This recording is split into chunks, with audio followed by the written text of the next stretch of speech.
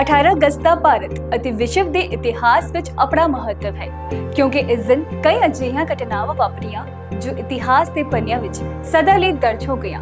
ਤਾਂ ਆਓ ਜਾਣਦੇ ਹਾਂ 18 ਅਗਸਤ ਦੇ ਇਤਿਹਾਸ ਬਾਰੇ।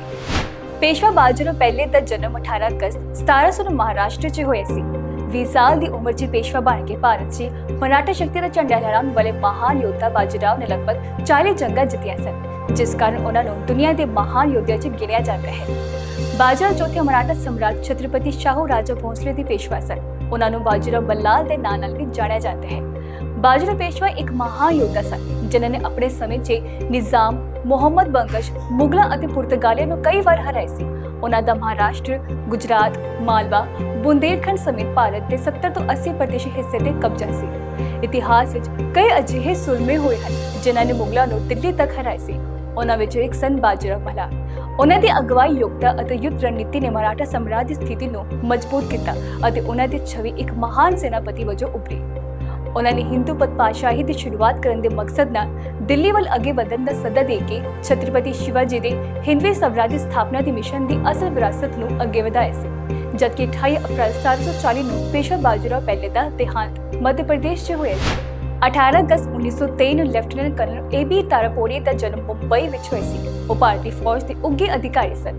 ਉਹਨਾਂ ਨੇ 1965 ਦੀ ਭਾਰਤ-ਪਾਕਿਸਤਾਨ ਜੰਗ ਵਿੱਚ ਬੇਮਿਸਾਲ ਸਾਹਸ ਅਤੇ ਬਹਾਦਰੀ ਦਾ ਪ੍ਰਦਰਸ਼ਨ ਕੀਤਾ ਅਤੇ ਦੇਸ਼ ਲਈ ਸਰਵੋੱਚ ਕੁਰਬਾਨੀ ਦਿੱਤੀ, ਜਿਸ ਤੋਂ ਬਾਅਦ ਸਾਲ 1965 ਵਿੱਚ ਹੀ ਉਹਨਾਂ ਨੂੰ ਮਰਨ ਉਪਰੰਤ ਪਰਮਵੀਰ ਚੱਕਰ ਨਾਲ ਸਨਮਾਨਿਤ ਕੀਤਾ ਗਿਆ। Lieutenant colonel ਏ.ਬੀ. ਤਾਰਾਪੋਰੇ 1965 ਦੀ ਜੰਗ ਦੌਰਾਨ ਸਿਆਲਕੋਟ ਸੈਕਟਰ ਵਿੱਚ ਪੁਨਾ ਹਾਰਸ ਰੈਜੀਮੈਂਟ ਦੇ ਕਮਾਂਡਿੰਗ ਅਫਸਰ ਸਨ। 11 ਸਤੰਬਰ 1965 ਨੂੰ ਲੈਫਟੀਨੈਂਟ ਕਰਨਲ ਤਾਰਾਪੋਰੇ ਦੇ ਰੈਜੀਮੈਂਟ ਨੂੰ ਪਾਕਿਸਤਾਨੀ ਫੌਜ ਦੇ ਭਾਰੀ ਬਖਤਰਬੰਦ ਬਲਾਂ ਨੇ ਜਵਾਬੀ ਕਾਰਵਾਈ ਕੀਤੀ। ਰੈਜੀਮੈਂਟ ਨੇ ਦੁਸ਼ਮਣ ਪਾਕਿਸਤਾਨੀ ਫੌਜਾਂ ਦੇ ਹਮਲੇ ਨੂੰ ਟਾਲ ਦਿੱਤਾ ਅਤੇ ਆਪਣੇ ਜ਼ਮੀਨ ਤੇ ਖੜੀ ਹੋਈ ਅਤੇ ਬਹਾਦਰੀ ਨਾਲ ਫਿਲੌਰਾ ਤੇ ਹਮਲਾ ਕੀਤਾ। ਪਰ ਇਸ ਦੌਰਾਨ ਲੈਫਟੀਨੈਂਟ ਕਰਨਲ ਤਾਰਾਪੋਰੇ ਜ਼ਖਮੀ ਹੋ ਗਏ। ਇਸ ਦੇ ਬਾਵਜੂਦ ਉਹ ਡਟ ਰਹੇ ਅਤੇ ਵਰਜ਼ੀ ਵਾਲੇ ਜਸੋਰਾ ਅਤੇ ਬਟੂਡੋਰਾ ਗਾਂਡੀ ਦੇ ਕਬਜ਼ਾ ਕਰਨ ਲਈ ਆਪਣੀ ਰੈਜੀਮੈਂਟ ਦੀ ਅਗਵਾਈ ਕੀਤੀ। ਪਾਕਿਸਤਾਨ ਦੇ 7 ਟੈਂਕ ਵੀ ਨਸ਼ਟ ਕਰ ਦਿੱਤੇ ਗਏ। ਹਾਲਾਂਕਿ ਲੈਫਟੀਨੈਂਟ ਕਰਨਲ ਤਾਰਾਪੋਰੇ ਦਾ ਇੱਕ ਟੈਂਕ ਸ਼ੈਲ ਨਾਲ ਟਕਰਾ ਗਿਆ ਅਤੇ ਅੱਗ ਵਿੱਚ ਫਟ ਗਿਆ, ਜਿਸ ਕਾਰਨ ਤਾਰਾਪੋਰੇ ਨੇ ਸ਼ਹੀਦੀ ਪ੍ਰਾਪਤ ਕੀਤੀ। ਵਿਜੇ ਲక్ష్ਮੀ ਪੰਡਿਤ ਦਾ ਜਨਮ 18 ਅਗਸਤ 1900 ਨੂੰ ਉੱਤਰ ਪ੍ਰਦੇਸ਼ ਦੇ ਪ੍ਰਯਾਗਰਾਜ ਵਿੱਚ ਹੋਇਆ ਸੀ। ਉਹ ਇੱਕ ਭਾਰਤੀ ਸੁਤੰਤਰਤਾ ਸੈਨਾਨੀ, ਕੂਟਨੀਤਕ ਅਤੇ ਰਾਜਨੇਤਾ ਸੀ। ਉਹਨਾਂ ਨੇ 1953 ਤੋਂ 1954 ਤੱਕ ਸੰਯੁਕਤ ਰਾਸ਼ਟਰ ਮਹਾਸਭਾ ਦੀ 8ਵੀਂ ਪ੍ਰਧਾਨ ਵਜੋਂ ਸੇਵਾ ਕੀਤੀ। ਇਸ ਅਹੁਦੇ ਤੇ ਨਿਯੁਕਤ ਹੋਣ ਵਾਲੀ ਉਹ ਪਹਿਲੀ ਮਹਿਲਾ ਸੀ। ਉਹਨਾਂ ਨੇ 1962 ਤੋਂ 1964 ਤੱਕ ਮਹਾਰਾਸ਼ਟਰ ਦੀ ਤੀਜੇ ਰਾਜਪਾਲ ਵਜੋਂ ਵੀ ਸੇਵਾ ਕੀਤੀ। ਭਾਰਤੀ ਸੁਤੰਤਰਤਾ ਅੰਦੋਲਨ ਵਿੱਚ ਭਾਗ ਲੈਣ ਲਈ ਉਹਨਾਂ ਨੂੰ ਕਈ ਵਾਰ ਜੇਲ੍ਹ ਵੀ ਜਾਣਾ ਪਿਆ। ਉਹਨਾਂ ਦੇ ਭਰਾ ਜਵਾਹਰ ਲਾਲ ਨਹਿਰੂ ਆਜ਼ਾਦ ਭਾਰਤ ਦੇ ਪਹਿਲੇ ਪ੍ਰਧਾਨ ਮੰਤਰੀ ਸਨ। ਉਹਨਾਂ ਦੀ ਭਤੀਜੀ ਇੰਦਰਾ ਗਾਂਧੀ ਭਾਰਤ ਦੀ ਪਹਿਲੀ ਮਹਿਲਾ ਪ੍ਰਧਾਨ ਮੰਤਰੀ ਸੀ ਅਤੇ ਉਹਨਾਂ ਦੇ ਪੜਪੋਤੇ ਰਾਜੀਵ ਗਾਂਧੀ ਭਾਰਤ ਦੇ 6ਵੇਂ ਅਤੇ ਸਭ ਤੋਂ ਘੱਟ ਉਮਰ ਦੇ ਪ੍ਰਧਾਨ ਮੰਤਰੀ ਸਨ। ਸੋਵੀਅਤ ਸੰਘ, ਸੰਯੁਕਤ ਰਾਜ ਅਤੇ ਸੰਯੁਕਤ ਰਾਸ਼ਟਰ ਵਿੱਚ ਭਾਰਤ ਦੇ ਰਾਸ਼ਟਰਦੂਤ ਵਜੋਂ ਸੇਵਾ ਕਰਨ ਤੋਂ ਬਾਅਦ ਉਹਨਾਂ ਨੂੰ ਭਾਰਤ ਦੇ ਸਭ ਤੋਂ ਮਹੱਤਵਪੂਰਨ ਡਿਪਲੋਮੈਟ ਵਜੋਂ ਲੰਡਨ ਭੇਜਿਆ ਗਿਆ ਸੀ। ਕਿਹਾ ਜਾਂਦਾ ਹੈ ਕਿ ਉਹ ਇੰਦਰਾ ਗਾਂਧੀ ਦੁਆਰਾ ਲਗਾਈ ਗਈ ਐਮਰਜੈਂਸੀ ਦੇ ਖਿਲਾਫ ਸਨ, ਇਸ ਲਈ ਉਹ ਕਾਂਗਰਸ ਪਾਰਟੀ ਨੂੰ ਛੱਡ ਕੇ ਜਨਤਾ ਦਲ ਵਿੱਚ ਸ਼ਾਮਲ ਹੋ ਗਏ ਸਨ। ਉੱਥੇ ਹੀ 1 ਦਸੰਬਰ 1990 ਨੂੰ ਵਿਜੇ ਲక్ష్ਮੀ ਪੰਡਿਤ ਦਾ ਦੇਹਾਂਤ ਹੋ ਗਿਆ। ਗੁਲਜ਼ਾਰ ਦਾ ਜਨਮ 18 ਅਗਸਤ 1936 ਨੂੰ ਹੋਇਆ ਸੀ। ਗੁਲਜ਼ਾਰ ਦਾ ਅਸਲੀ ਨਾਂ ਸੰਪੂਰਨ ਸਿੰਘ ਕਾਲਰਾ ਹੈ, ਜੋ ਕਿ ਇੱਕ ਪ੍ਰਮੁੱਖ ਭਾਰਤੀ ਲੇਖਕ, ਕਵੀ, ਗੀਤਕਾਰ ਅਤੇ ਫਿਲਮ ਨਿਰਮਾਤਾ ਹਨ। ਹਿੰਦੀ ਸਿਨੇਮਾ ਅਤੇ ਸਾਹਿਤ ਵਿੱਚ ਉਹਨਾਂ ਦੀ ਕਾਵਿ ਸ਼ਾਸਤਰ ਅਤੇ ਸਿਰਜਣਾਤਮਕਤਾ ਨੇ ਉਹਨਾਂ ਦੀ ਮਹੱਤਵਪੂਰਨ ਸਥਾਨ ਪ੍ਰਾਪਤ ਕੀਤਾ ਹੈ। ਗੁਲਜ਼ਾਰ ਦਾ ਜਨਮ ਪਾਕਿਸਤਾਨ ਦੇ ਦਿਨਾਂ ਵਿੱਚ ਹੋਇਆ ਸੀ। ਵੰਡ ਤੋਂ ਬਾਅਦ ਉਹਨਾਂ ਦਾ ਪਰਿਵਾਰ ਭਾਰਤ ਆ ਕੇ ਵਸ ਗਿਆ। ਗੁਲਜ਼ਾਰ ਨੇ ਹਿੰਦੀ ਅਤੇ ਉਰਦੂ ਸਾਹਿਤ ਵਿੱਚ ਮਹੱਤਵਪੂਰਨ ਯੋਗਦਾਨ ਪਾਇਆ ਹੈ।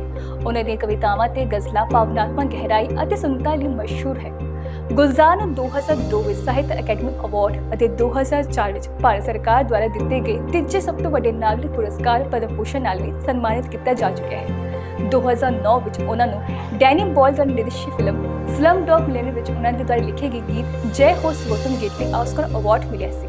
ਇਸ ਗੀਤ ਲਈ ਉਹਨਾਂ ਨੂੰ ਗ੍ਰੈਮੀ ਅਵਾਰਡ ਨਾਲ ਵੀ ਸਨਮਾਨਿਤ ਕੀਤਾ ਜਾ ਚੁੱਕਿਆ ਹੈ। ਗੁਲਜ਼ਾਰ ਨੂੰ ਆਪਣੀ ਕਲਾ ਲਈ ਕਈ ਰਾਸ਼ਟਰੀ ਅਤੇ ਅੰਤਰਰਾਸ਼ਟਰੀ ਪੁਰਸਕਾਰ ਮਿਲ ਚੁੱਕੇ ਹਨ, ਜਿਸ ਵਿੱਚ ਸਾਹਿਤ ਅਕੈਡਮੀ ਅਵਾਰਡ, ਫਿਲਮਫੇਅਰ ਅਵਾਰਡ ਅਤੇ ਨੈਸ਼ਨਲ ਫਿਲਮ ਅਵਾਰਡ ਸ਼ਾਮਿਲ ਹਨ। Indian institute of technology Kharagpur ਦੀ ਸਥਾਪਨਾ 18 ਅਗਸਤ 1951 ਨੂੰ ਕੀਤੀ ਗਈ ਸੀ। ਇਹ ਭਾਰਤ ਦੀ ਪਹਿਲੀ IIT ਹੈ ਅਤੇ ਅਜੇ ਵੀ ਦੇਸ਼ ਦੇ ਪ੍ਰਮੁੱਖ ਤਕਨੀਕੀ ਸੰਸਥਾਵਾਂ ਵਿੱਚੋਂ ਇੱਕ ਹੈ। IIT ਖੜਗਪੁਰ ਪੱਛਮੀ ਬੰਗਾਲ ਦੇ ਖੜਗਪੁਰ ਸ਼ਹਿਰ 'ਚ ਸਥਿਤ ਹੈ। ਇਹ ਸੰਸਥਾ 2100 ਏਕੜ ਦੇ ਵੱਧ ਤੋਂ ਖੇਤਰ ਵਿੱਚ ਫੈਲੀ ਹੋਈ ਹੈ ਅਤੇ ਵੱਖ-ਵੱਖ ਇੰਜੀਨੀਅਰਿੰਗ ਅਤੇ ਟੈਕਨੋਲੋਜੀ ਕੋਰਸਾਂ ਦੀ ਪੇਸ਼ਕਸ਼ ਕਰਦੀ ਹੈ। IIT ਖੜਗਪੁਰ ਦੇ ਵੱਖ-ਵੱਖ ਵਿਭਾਗ ਅਤੇ ਸਕੂਲ ਹਨ, ਜਿਵੇਂ ਕਿ ਇੰਜੀਨੀਅਰਿੰਗ, ਟੈਕਨੋਲੋਜੀ, ਮਨੁੱਖਤਾ ਅਤੇ ਸਮਾਜਿਕ ਵਿਗਿਆਨ। ਇਸ ਵਿੱਚ ਅਤੀ ਆਧੁਨਿਕ ਪ੍ਰਯੋਗਸ਼ਾਲਾ, ਲਾਇਬ੍ਰੇਰੀਆਂ ਅਤੇ ਖੋਜ ਕੇਂਦਰ ਹਨ। IIT ਖੜਗਪੁਰ ਨੇ ਸਮੇਂ ਦੇ ਨਾਲ ਤਕਨੀਕੀ ਸਿੱਖਿਆ ਦੇ ਖੇਤਰ ਵਿੱਚ ਮਹੱਤਵਪੂਰਨ ਭੂਮਿਕਾ ਨਿਭਾਈ ਹੈ। ਇਸ ਦੇ ਅੰਡਰ ਗ੍ਰੈਜੂਏਟ ਅਤੇ ਪੋਸਟ ਗ੍ਰੈਜੂਏਟ ਕੋਰਸ ਵਿੱਚ ਮਿਆਰਾਂ ਲਈ ਮਸ਼ਹੂਰ ਹੈ ਅਤੇ ਇਸ ਦੇ ਸਾਬਕਾ ਵਿਦਿਆਰਥੀਆਂ ਨੇ ਵੱਖ-ਵੱਖ ਖੇਤਰਾਂ ਵਿੱਚ ਮਹੱਤਵਪੂਰਨ ਯੋਗਦਾਨ ਪਾਇਆ ਹੈ। ਕਿਹਾ ਜਾਂਦਾ ਹੈ ਕਿ ਸਾਲ 1946 ਵਿੱਚ ਨਰਿੰਦਰ ਸਰਕਾਰ ਨੇ ਮੈਸੇਚਿਉਸੇਟ ਇੰਸਟੀਚਿਊਟ ਆਫ ਟੈਕਨੋਲੋਜੀ ਦੇ ਤਰਜ਼ ਤੇ ਭਾਰਤ ਵਿੱਚ ਉੱਚ ਤਕਨੀਕੀ ਸੰਸਥਾਵਾਂ ਦੀ ਸਥਾਪਨਾ ਦੀ ਸਿਫਾਰਿਸ਼ ਕੀਤੀ ਸੀ, ਜਿਸ ਤੋਂ ਬਾਅਦ ਪੱਛਮੀ ਬੰਗਾਲ ਦੇ ਤਤਕਾਲੀ ਮੁੱਖ ਮੰਤਰੀ ਵਿਧਾਨ ਚੰਦਰ ਰਾਏ ਨੇ ਜਵਾਹਰ ਲਾਲ ਨਹਿਰੂ ਨੂੰ ਪੱਛਮੀ ਬੰਗਾਲ ਵਿੱਚ ਪਹਿਲੇ ਇੰਸਟੀਚਿਊਟ ਸਥਾਪਿਤ ਕਰਨ ਲਈ ਮਨਾ ਲਿਆ ਸੀ। ਇਸ ਦੇ ਨਾਲ ਹੀ ਸਾਲ 2019 ਵਿੱਚ ਇਸ ਨੂੰ ਭਾਰਤ ਸਰਕਾਰ ਦੁਆਰਾ ਇੰਸਟੀਚਿਊਟ ਆਫ ਐਕਸਲੈਂਸ ਦਾ ਦਰਜਾ ਦਿੱਤਾ ਗਿਆ ਸੀ। ਹੀਲੀਅਮ ਦੀ ਖੋਜ 18 ਅਗਸਤ 1868 ਨੂੰ ਫ੍ਰਾਂਸੀਸੀ ਖਗੋਲ ਵਿਗਿਆਨੀ ਪੀਅਰ ਜੂਲਿਅਸ ਸੀਜ਼ਨ ਜੈਨਸਨ ਅਤੇ ਨਾਰਮਨ ਲੋਕਹੀਡ ਦੁਆਰਾ ਕੀਤੀ ਗਈ ਸੀ। ਉਹਨਾਂ ਨੇ ਸੂਰਜ ਗ੍ਰਹਿਣ ਦੇ ਮੌਕੇ ਤੇ ਸੂਰਜ ਦੇ ਸਪੈਕਟਰਮ ਵਿੱਚ ਇੱਕ ਪੀਲੀ ਰੇਖਾ ਦੇਖੀ। ਜੈਨਸਨ ਇਸ ਦਾ ਨਾਂ D3 ਰੱਖਿਆ ਅਤੇ ਲੋਕਹੀਡ ਇਸ ਨਤੀਜੇ ਤੇ ਪਹੁੰਚੇ ਕਿ ਇਹ ਰੇਖਾ ਕਿਸੇ ਅਜਿਹੇ ਤੱਤ ਤੋਂ ਬਣੀ ਸੀ ਜੋ ਧਰਤੀ ਤੇ ਨਹੀਂ ਮਿਲਦੀ ਅਤੇ ਉਹਨਾਂ ਨੇ ਸੂਰਜ ਦੇ ਨਾਂ ਤੇ ਇਸ ਦਾ ਨਾਂ ਹੀਲੀਅਮ ਰੱਖਿਆ, ਜੋ ਕਿ ਯੂਨਾਨੀ ਸ਼ਬਦ ਹੈ। 1868 ਵਿੱਚ ਵਿਲੀਅਮ ਰਾਮਜੇ ਨੇ ਕਲਾਈਵੇਟ ਖਣਿਜ ਤੋਂ ਨਿਕਲਣ ਵਾਲੀ ਗੈਸ ਦੀ ਪਰਖ ਕਰਕੇ ਸਾਬਤ ਕੀਤਾ ਕਿ ਇਹ ਗੈਸ ਧਰਤੀ ਤੇ ਵੀ ਪਾਈ ਜਾਂਦੀ ਹੈ। ਹੀਲੀਅਮ ਇੱਕ ਰਸਾਇਣਿਕ ਤੱਤ ਹੈ ਅਤੇ ਵਾਯੂਮੰਡਲੀ ਗੈਸੀ ਅਵਸਥਾ ਵਿੱਚ ਪਾਇਆ ਜਾਂਦਾ ਹੈ। ਇੱਕ ਰੰਗ ਰਹਿਤ, ਗੰਧ ਰਹਿਤ ਅਤੇ ਸਵਾਦ ਰਹਿਤ ਗੈਸ ਹੈ। ਬਾਅਦ ਵਿੱਚ ਇਹ ਗੈਸ ਬਹੁਤ ਲਾਭਦਾਇਕ ਸਾਬਤ ਹੋਈ। ਹੀਲੀਅਮ ਦੀ ਵਰਤੋਂ ਮੌਸਮ ਅਤੇ ਗੁਬਾਰੇ ਵਿੱਚ ਮਾਪਣ ਲਈ ਵੀ ਕੀਤੀ ਜਾਂਦੀ ਹੈ। ਹਾਈਡਰੋਜਨ ਦੀ ਬਜਾਏ ਜਹਾਜ਼ਾਂ ਵਿੱਚ ਵੀ ਹੀਲੀਅਮ ਦੀ ਵਰਤੋਂ ਕੀਤੀ ਜਾਂਦੀ ਹੈ। ਇਸ ਤੋਂ ਇਲਾਵਾ ਹੀਲੀਅਮ ਦੀ ਵਰਤੋਂ ਡੂੰਘੇ ਸਮੁੰਦਰੀ ਗੋਤਾਖੋਰੀ ਸਾਹ ਲੈਣ ਵਾਲੀ ਮਿਸ਼ਰਣ MRI ਮਸ਼ੀਨਾਂ ਨੂੰ ਠੰਡਾ ਕਰਨ ਅਤੇ ਵਿਗਿਆਨਕ ਖੋਜਾਂ ਵਿੱਚ ਕੀਤੀ ਜਾਂਦੀ ਹੈ। 18 ਅਗਸਤ 1920 ਨੂੰ ਅਮਰੀਕਾ ਵਿੱਚ ਔਰਤਾਂ ਨੂੰ ਵੋਟ ਦਾ ਅਧਿਕਾਰ ਮਿਲਿਆ ਸੀ। ਯੂਨਾਈਟਿਡ ਸਟੇਟਸ ਵਿੱਚ 19ਵੀਂ ਸਦੀ ਦੇ ਅਖੀਰ ਅਤੇ 20ਵੀਂ ਸਦੀ ਦੇ ਸ਼ੁਰੂ ਵਿੱਚ ਔਰਤਾਂ ਦੇ ਵੋਟ ਦੇ ਅਧਿਕਾਰ ਦੀ ਸਥਾਪਨਾ ਕੀਤੀ ਗਈ ਸੀ। ਕਿਹਾ ਜਾਂਦਾ ਹੈ ਕਿ 1840 ਦੇ ਦਹਾਕੇ ਵਿੱਚ ਔਰਤਾਂ ਦੇ ਮਤੇ ਦੀ ਮੰਗਾਂ ਨੇ ਜ਼ੋਰ ਫੜਨਾ ਸ਼ੁਰੂ ਕਰ ਦਿੱਤਾ। ਅਮਰੀਕਾ ਵਿੱਚ ਔਰਤਾਂ ਦੇ ਹੱਕਾਂ ਲਈ ਵਿਆਪਕ ਅੰਦੋਲਨ ਹੋਏ। ਇਹ ਅੰਦੋਲਨ ਬਰਾਬਰੀ ਦੇ ਅਧਿਕਾਰ, ਖਾਸ ਕਰਕੇ ਵੋਟ ਦੇ ਅਧਿਕਾਰ ਦੀ ਮੰਗ ਕਰ ਰਿਹਾ ਸੀ, ਜਿਸ ਤੋਂ ਬਾਅਦ 1920 ਵਿੱਚ ਅਮਰੀਕੀ ਕਾਂਗਰਸ ਨੇ 19ਵੀਂ ਸੋਧ ਨੂੰ ਸਵੀਕਾਰ ਕਰ ਲਿਆ। ਇਸ ਸੋਧ ਵਿੱਚ ਕਿਹਾ ਗਿਆ ਹੈ ਕਿ ਸੰਯੁਕਤ ਰਾਜ ਜਾਂ ਕੋਈ ਵੀ ਰਾਜ ਕਿਸੇ ਵਿਅਕਤੀ ਨੂੰ ਇਸ ਆਧਾਰ ਤੇ ਵੋਟ ਪਾਉਣ ਤੋਂ ਅਧਿਕਾਰ ਤੋਂ ਇਨਕਾਰ ਨਹੀਂ ਕਰੇਗਾ ਕਿ ਉਹ ਇੱਕ ਮਹਿਲਾ ਹੈ। 19ਵੀਂ ਸੋਧ ਤੋਂ ਬਾਅਦ ਅਮਰੀਕੀ ਔਰਤਾਂ ਨੂੰ ਚੋਣਾਂ ਵਿੱਚ ਵੋਟ ਪਾਉਣ ਦਾ ਅਧਿਕਾਰ ਮਿਲ ਗਿਆ, ਜਿਸ ਕਾਰਨ ਉਹਨਾਂ ਦੇ ਸਿਆਸੀ ਅਧਿਕਾਰਾਂ ਵਿੱਚ ਕਾਫੀ ਵਾਧਾ ਹੋਇਆ।